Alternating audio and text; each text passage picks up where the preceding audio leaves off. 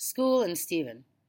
Soon my mom was going to call me downstairs for dinner, and after dinner would come the reading of the grades. And then, boom! My whole life was flashing in front of me like a report on the 6 o'clock news. Memories kept flooding in. I couldn't help it, and I realized that this explosion had been building up ever since I first went to school. Another fact from the memory files: I had gotten off to a bad start in kindergarten.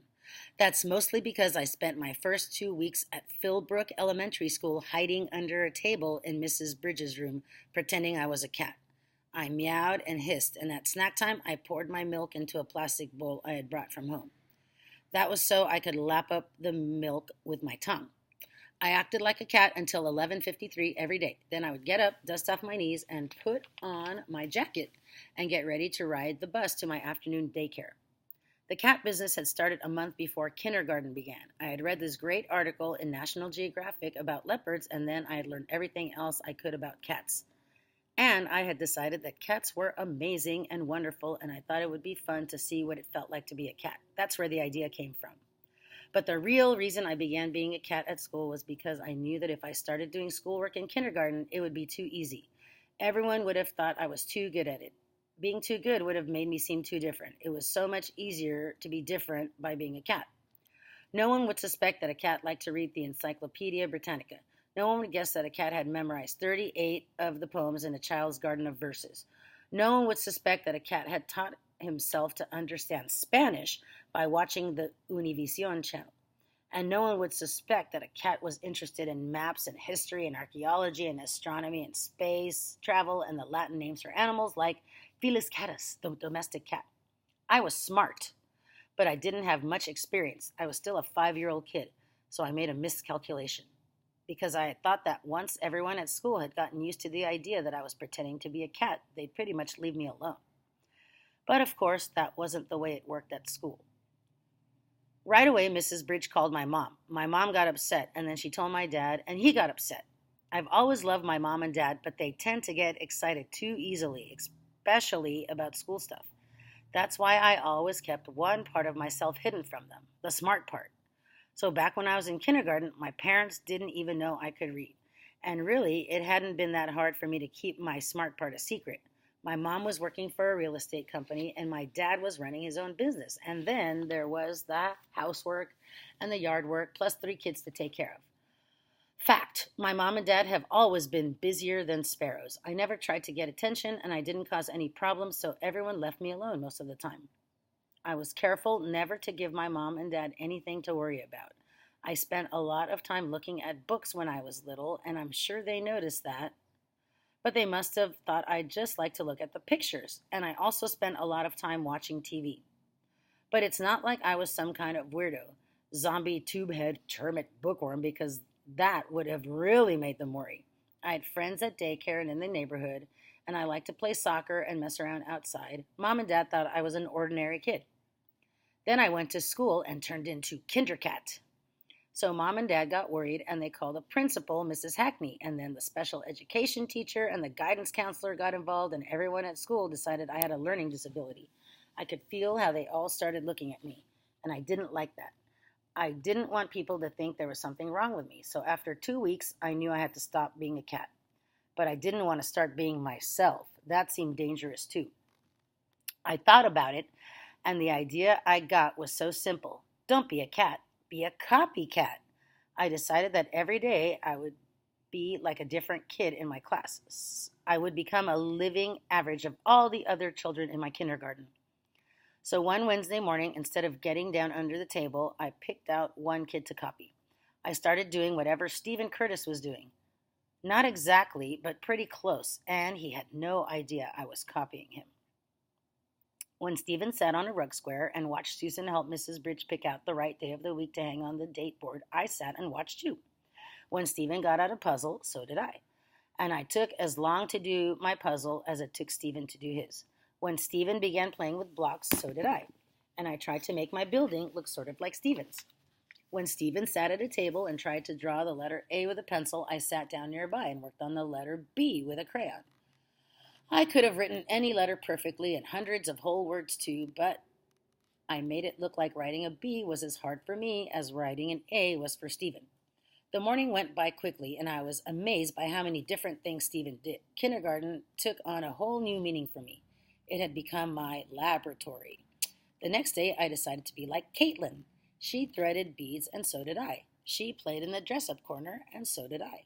When Caitlin colored some butterflies, I did too. And I even joined Caitlin and three other girls in a game of tag during outside recess. It was another educational day for me. Mrs. Bridge was thrilled about the sudden change in my behavior, and so was the special education teacher, and of course, so were my parents. And once I turned into an average kid, the pressure stopped. However, I was just getting started with my research. Helen, Laura, Ron, Kathy, Philip, Jeremy, Karen, James, Kim, Susan, Elliot. I played copycat day after day, always shadowing a different kid. Each day was new and interesting. I felt like I was part of the class, and I liked that feeling. But I also learned that I liked being so smart, because by kindergarten I had figured out an important fact about me. I was a genius. The things that most kids found difficult were easy for me. I had seen the other children working hard to learn their letter shapes, working hard to understand the sounds each letter made, working hard just to make their fingers hold a pencil or a pair of scissors. I knew that none of them were thinking the way I was or reading the kinds of things I could read. Megan was the only other kid in my class who could read at all, and just some simple picture books. Okay, right here's a good time to pause and write down some of the things that you just discovered about Nora. And now that we know maybe one of the themes is just be yourself, how does that relate to her copying all the kids? Why did she start copying all the kids? Okay, write some things down in your notebook.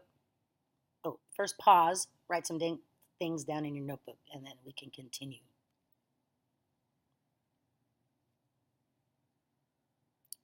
Day by day, I got a clearer idea of how far ahead I was.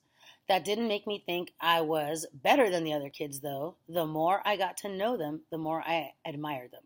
I was amazed by all their hard work. I realized that I didn't have to work like they did, and that I never had. School was different for me. Everything was different for me. There were 15 kids in my kindergarten, and each one got a turn being copied. So it was about 2 weeks before I spent another day copying Stephen. And it was wonderful because right away I could tell he had made some progress. Stephen must have been working on his letter shapes because now he could draw A through O perfectly, except he made his capital G backward every time. I wish I could help Stephen with that, but I knew I didn't dare. Not if I wanted to keep my secret. So I chose D as my backward letter, and I thought, in a couple of weeks when it's time to copy Stephen again, maybe he'll have that G turned around. But 2 weeks seemed too long to wait. That's why I followed Stephen the very next day, and then the next 3 days after that, and then all the next week too. I watched everything Stephen did for 9 days in a row. I heard everything he said. It was an in-depth study. Stephen wasn't one of the smartest kids in the class, I could see that, but Stephen was such a good worker. If he couldn't do something, he was patient and he didn't give up. If something was too hard, Stephen didn't get mad at himself. He simply moved on and then went back to it. And sooner or later, he figured it out. He liked to sit alone sometimes and look out the window or draw shapes with a pencil or crayon. He didn't look at the pictures in the picture books, he studied them. Also, when Stephen played a game, he always played fair. And the most important thing to me was that during all that time I watched him, Stephen never said or did one mean or angry thing. Not once. To anyone. Even if someone else was mean to him first. Then one Monday morning, Stephen was absent. Same thing on Tuesday and Wednesday. I almost called his house Wednesday night to make sure he wasn't dying or something. Because the thought of school without Stephen was suddenly the worst thing I could imagine. When he got off his bus on Thursday morning, I wanted to run over and give him a big hug. Of course, I didn't. But that's when I decided that Stephen was going to be my best friend. He was just so nice. Because I thought, who could be a better friend than Stephen? And I also thought, if Stephen was my friend, then I could help him. Because that's what best friends do.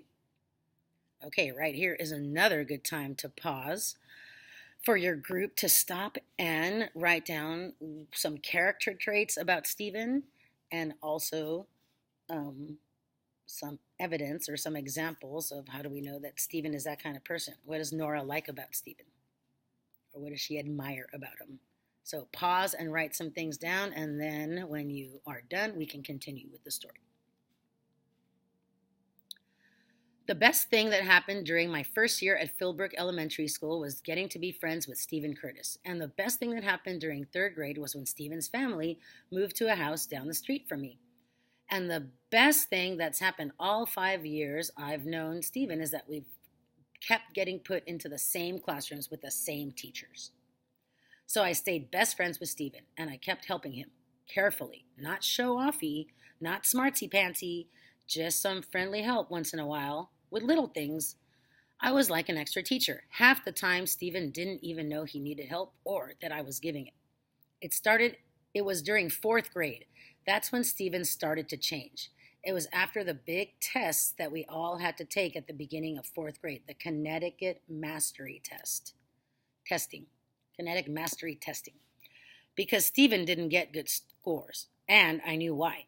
I had watched him making faces and chewing his pencil and looking up at the clock every other minute during the tests. It was the pressure that got him, even after all the hours and hours and hours we had spent in class getting ready for the tests. I mean, he probably wouldn't have done that great even without the pressure because, like I said, as far as schoolwork went, he was an average student. But all the time pressure didn't help, that's for sure. So Stephen's scores on the CMT were sort of low. Not terrible, just low.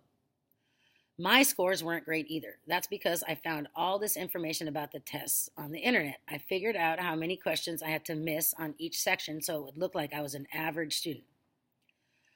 My parents weren't happy with my scores, but what could they do? In first, second, and third grades, I had always been an average student, and that's all there was to it. And now the big test proved it. So I didn't care about my CMT scores at all.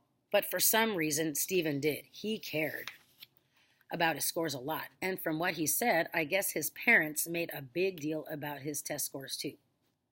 I noticed a change in Stephen right away. He got mad at himself if he messed up on assignments or tests. He worried about tests and quizzes, spelling tests too. And he was good at spelling. He even started pretending he was sick, and sometimes he would stay home from school. And Stephen had never used to do that. The worst part was that he didn't seem as happy. Our fourth grade teacher was Mrs. Rosen, and she was great. She said the test scores didn't mean anything. She called them a snapshot, just a chance to look and see where we needed to improve. She said not to worry if the scores seemed low because there was plenty of time to improve. I understood her, and all of that was true, but I could tell Stephen didn't believe Mrs. Rosen. He felt like he wasn't good at school anymore. He felt like school was a struggle.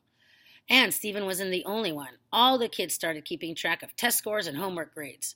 School was suddenly all about the competition, and grades were how you could tell the winners from the losers. Every assignment and quiz became a contest. I even saw a couple of kids cheating on a spelling test. Then, in the middle of fourth grade, 3 kids from our class were chosen to be in the Gifted and Talented program. The gifted kids went to special classes. The gifted kids went to special classes. They read special books. They had a special teacher, and if they worked hard, they were moved ahead. They could even skip grades. It felt like school had turned into a big race, and it looked like the gifted kids had already won. Which was one more reason that everyone in our class started sorting themselves out into the smart kids and the average kids and the dumb kids. And that was terrible because Stephen started thinking that he was one of the dumb kids. It wasn't true, not at all, not for any of the kids. But that's how Stephen felt. Fourth grade was a miserable year for Stephen and for me too, because a person can't be happy if her best friend isn't. Stephen was glad when fourth grade ended. It felt like his troubles were over and summer was going to be great, just like always. Okay, I'm going to have you stop here again and write down some things that changed in fourth grade. How is Stephen different now? So write some notes about Stephen's character traits. And then list all of the things that happened in her class. How did her class start changing also because of all the testing? And now that we know her big secret and what she tells Stephen at the end, what do you think about all of what she is saying about the tests and the kids in her class? So write down some things and then we'll finish the pause, write down some things and then we'll finish the chapter. It felt like his troubles were over and summer was going to be great, just like always. But I was looking ahead to fifth grade. Stephen didn't know what was coming in fifth grade. He only had one little brother, so Stephen was the first kid in his family to go through the schools in Philbrook, Connecticut. Not me. I knew about fifth grade in Philbrook. I had watched Anne go through fifth grade, and then Todd. Fifth grade was when Anne had started turning into a grim little A-making machine with plenty of pushing from mom and dad. Fifth grade grades were real letter grades, just like the junior high and the high school. No more cute pluses and checks and minuses. Fifth grade grades were the real thing. A's and B's and C's and D's and F's. Fifth grade grades would be used to see which kids got into the higher math classes at the junior high. Fifth grade grades would be used to see which kids got into the advanced English classes and the foreign language program, and the accelerated science classes. In Philbrook, Connecticut, fifth grade grades mattered. And if Stephen got messed up by the mastery testing and a little competition during fourth grade, then fifth grade was going to feel about 10 times worse. When Stephen hit fifth grade, it was going to be like a train wreck. During this first grading term, I had seen it already starting to happen. It could only get worse, unless someone thought up a way to help. And that was my job, because that's what a best friend does. If she can, she helps. And that's what I was thinking about when my mom yelled, "Dinner time!" And don't forget, she called upstairs to Ann, Todd, and me, "Please bring your report cards to the table."